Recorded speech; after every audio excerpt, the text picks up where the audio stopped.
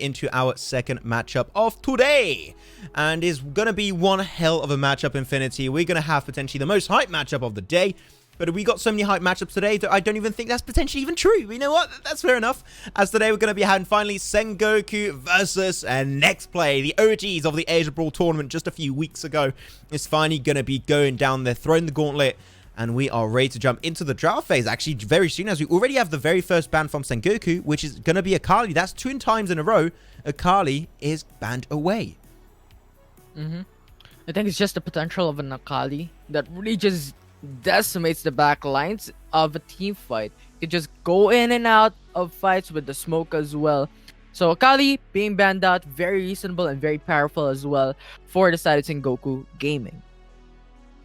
Although, something that actually I'm also expecting for Sengoku Gaming to ban out is also the Aurelion Soul. I think Aurelion Soul is synonymous with the word NXP. Nexplay team is really strong when using Aurelion Soul. So I think this is a potential ban from Sengoku Gaming, but we never know. We don't know what Sengoku Gaming wants to ban out against NXP. Maybe a Lee Sin, maybe a Gragas, maybe a Misfortune. We never know. I think that also this is a really smart ban coming out from Sengoku, because Nexplay has one of the best Akali players, I would say, in the world currently, which is Horizon. He is insanely good on a top lane Akali. So overall, I think that is a really good idea. The entire team of NXP, they all made absolute strides during the Asia Brawl. They all are players that I remember. Joshi, Uzi, Disaster was doing fantastic too from time to time on that Blitzcrank. It was really fun to see. Horizon and Chully also. So all these players, absolute legends when it comes to the early competitive scene of Wild Rift. But they got to keep in mind, they're going up against one of the teams that initially was expected to be the slayers of the Asia Brawl. That was Sengoku. Unfortunately, not able to go as far as people expected. But that really still does not matter, as they are still a team to be very, very cautious about overtaking and fighting up against, because you've got players like Moon, which is going to be insane up there.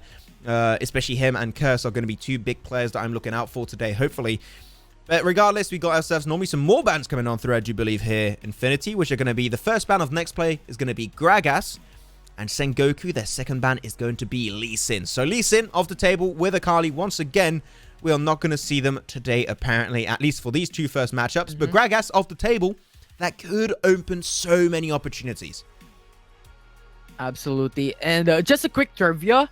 Lee Sin of Nexplay Esports in Asia Brawl had 100% win rate with the count of usage for 6 and win of 6 games as well. So I think just a very smart ban coming in for Sengoku Gaming, banning out the Lee Sin of NXP.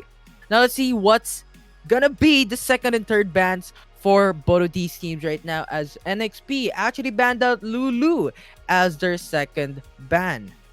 Yeah, Lulu overall is just a strong ban. It is a really strong support, but that means you still got Braum, you still got Alistar currently on the table, so you could still go for those regardless of what happens. So we'll see. But overall, I think that we have some bans that do make a lot of sense, except for Gragas. But Gragas, I think, is more maybe they want to go into a Camille or a character that's got some big dive potential, like maybe a Vi also. So I think that overall the idea was Gragas getting banned away is to have a comp that's very dive focused. So I think that Camille would not be a surprising pickup if it does get picked up by the side of Sengoku. I think that would make a lot of sense. So we'll see. I would love to see a Blitzcrank, because I think that especially when you see Nexplay play a Blitzcrank, it is the most hilarious thing ever.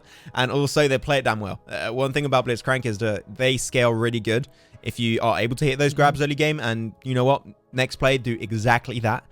As our third ban and last ban from Sengoku is going to be then Olaf. So Olaf didn't get banned away too much. I believe it was yesterday, got picked up a few times, but here they understand how good Olaf is if it's able to get ahead, because if it gets ahead with that Ragnarok ultimate, you just can't stun, you can't knock back, you can't do anything against him. You just got to deal with the full-on wrath of an Olaf that is ahead unfed, which I think that nobody, even in their wildest dreams, would hope to go up against a Sengoku or a Nexplay with a fed Olaf. So overall, you know what, I respect that ban. I would have banned it away if I was going up against one of these 2 teams.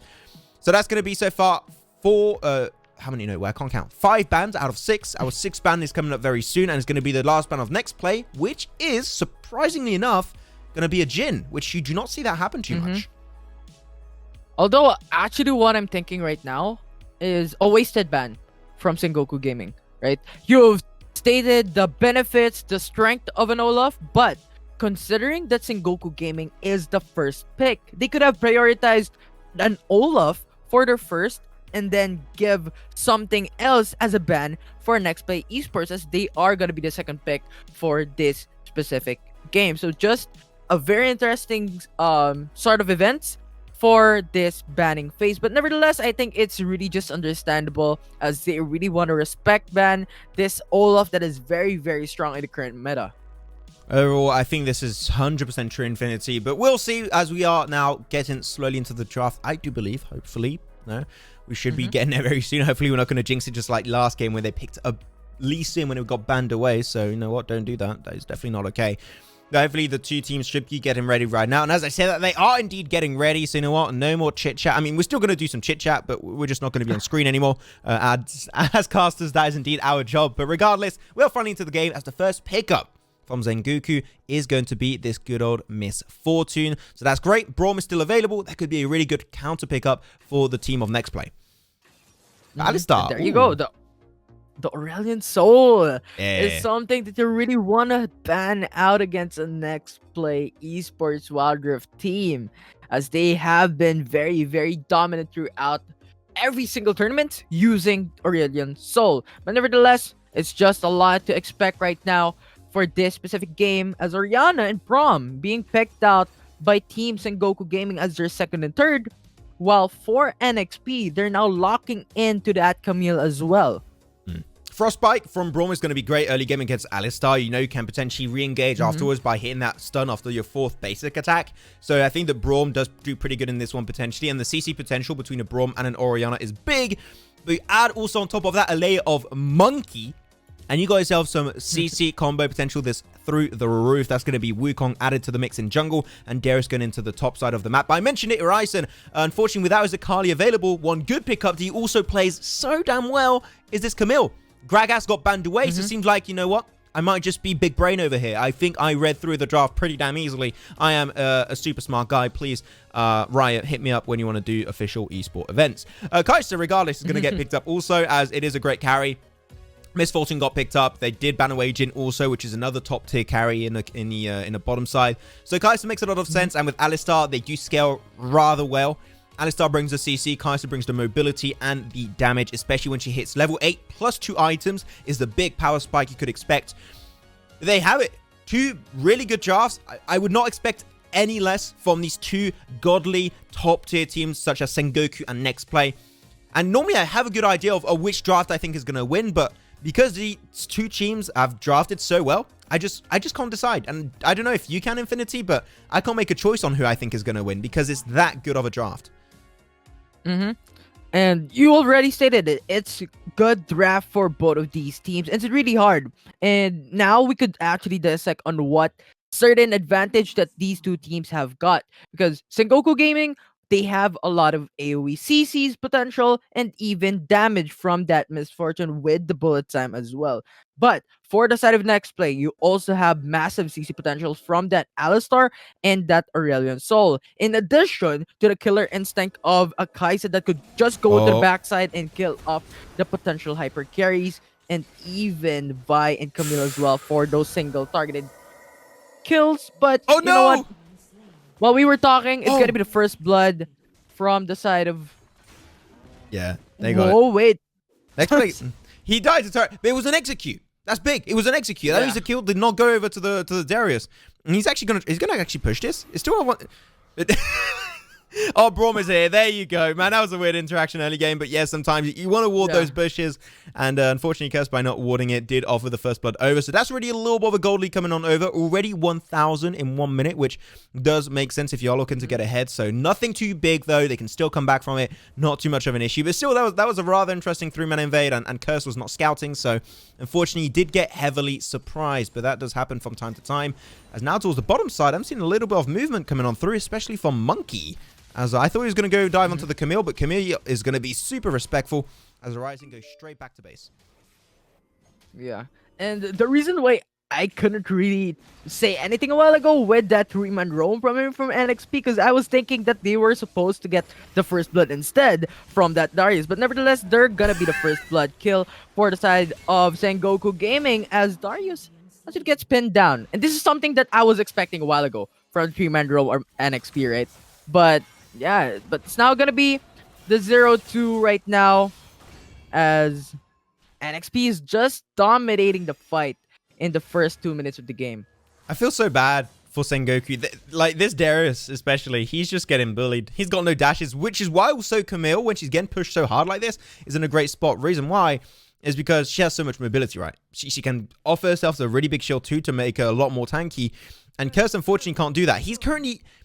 Just to keep in mind, he's currently level 2 and his lane matchup is level 4. He's 2 levels behind and we are only 2 minutes and 25 seconds into the game. That is an unfortunate position where Darius is not a great comeback hero. Darius struggles to make those comebacks happen. So overall, I think this is a very unfortunate run of event for them, but they still got this wombo combo coming out from Braum, also the Shockwave from the Orianna, and also the... Cyclone. I was forgetting the ultimate name. The Cyclone coming out also from this Wukong. So if they synergize really good, come into some mid-game team fights, they could make things happen. But things are already starting to look a little bit scary, I would say, on the side of Sengoku. I like how you stated mid-game, right? Because an AoE type of draft scales out mid-game to late game, wherein those 5v5 type of clashes are now coming through.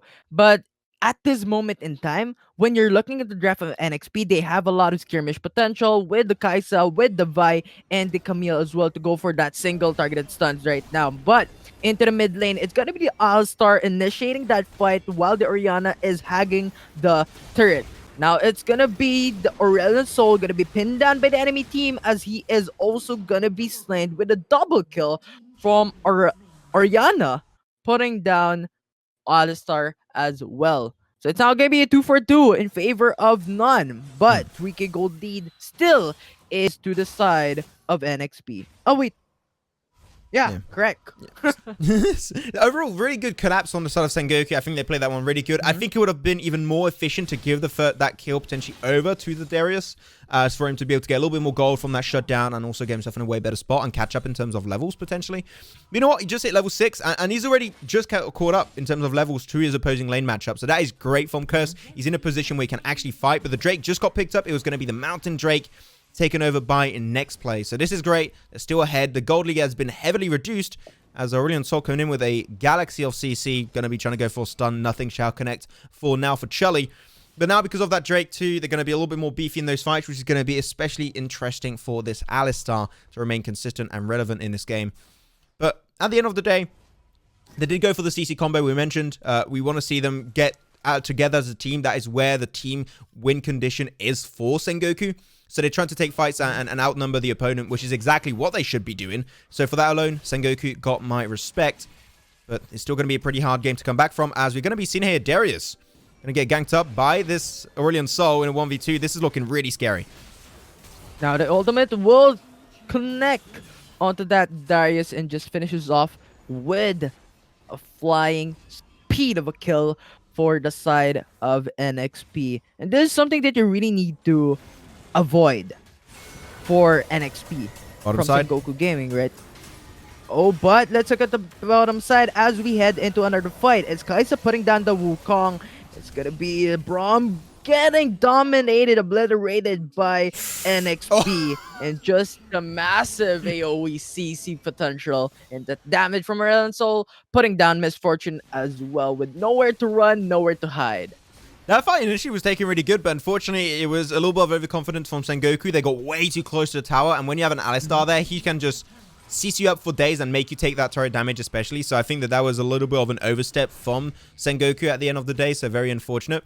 You know, they're still pushing, and they could actually potentially cancel out Chully. The slow from the Misfortune is going to be impactful. He flashes in to make sure he can connect. He ults away and gets also the Voyage out, but unfortunately for him, he gets slowed up by the Braum. Here's the stun. Will Chully survive? That could be insane if it happens, and he does indeed. Makes it back to the tower, pops the Honey Fruit, and survive it. And because of that chase happening, that's going to allow the Vi Joshi to go for the Herald. This is going to allow them to potentially crack open the mid lane, which in the long term is going to be detrimental to their win condition. And with Orion Soul being killed out, it's going to be the turret open into the Dragon Lane. But now it's Camille going in for the response here into the Dragon Lane as they want more kills. They want a response yes. against Sengoku Gaming. But Wukong, the monkey, will still stay alive as Kaisa goes in with the killer instinct, putting one down. Misfortune, the ADC, has been melted down by the Kaisa from the side of Nexplay Esports. But Avai went in for the flank, went in for the ultimate. Prob goes down. It's another kill. It's another smash to the side of Sengoku Gaming with 2-4-0 trade-off in favor of NXP. Well, I think we got potentially a clear winner in this game with a gold lead already 10,000 gold, and we're only 7 minutes in. This is looking very scary. Curse going to get bumped back, but he will be able to flash away from the encounter entirely. Great bullet time from this Misfortune, and he gets it finally done, but unfortunately for him, this Vi is way too aggressive. Able to flash away. One basic attack, and she gets stunned up, but she makes it away from the Frostbite. And they make it back. They're flashing away, using their utility, using all of that potential disengage, that movement to make it back to safety. They pick up the Alistar, but in the grand scheme of things, that doesn't matter too much. But that shutdown on Charlie is indeed huge. But because there are still so many towers up, especially mid and top lane, this allows them to easily go back to safety without getting dived on and also getting chased too fast. So overall, here we are seeing a team of Sengoku that needs to get these turrets, which is what they're doing. They're going for the top side. They're going to get the top turret to allow them to potentially get the advantage. But solo 1v3 coming out from the Camille. She's feeling damn confident, and the shockwave is still available. And during that time, Charlie's here, but he's going to get stunned up. Get out of here, son. You don't deserve to be here. But regardless, they're going for the re-engage. They shut down the Braum, and now it's a 3v2 as Aurelion Sol's going to try and assist from the backline.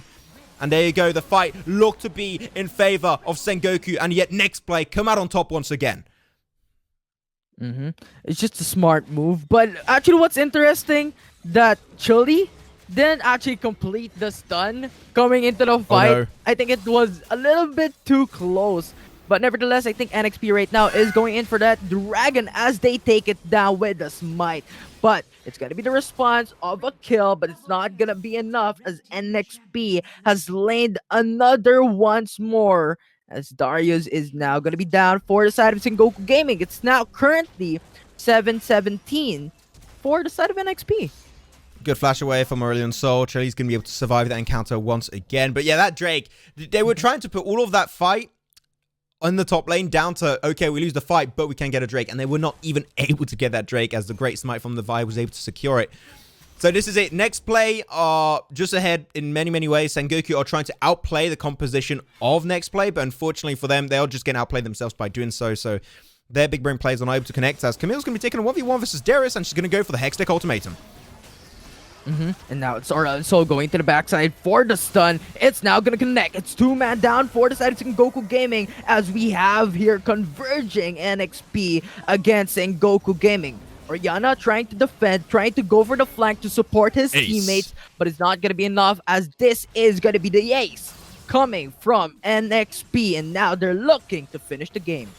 Yep, easy peasy. This is going to be a 9-minute, 55-second game, not even 10 minutes. Not even 10-minute game, and this is a matchup where I was expecting it to be goddamn close. And yet Nexplay not only take the lead, they run away with the lead throughout the entire game from start to finish. That was one hell of a performance of Nexplay, and Sengoku, the team that got hyped up initially in the Asia Brawl, maybe don't deserve to be that hyped up after all, as they are falling apart into oblivion. And Nexplay, they have it. What can you say? Nexplay just... The draft was really good on both sides. We mentioned this, Infinity. The draft, both teams...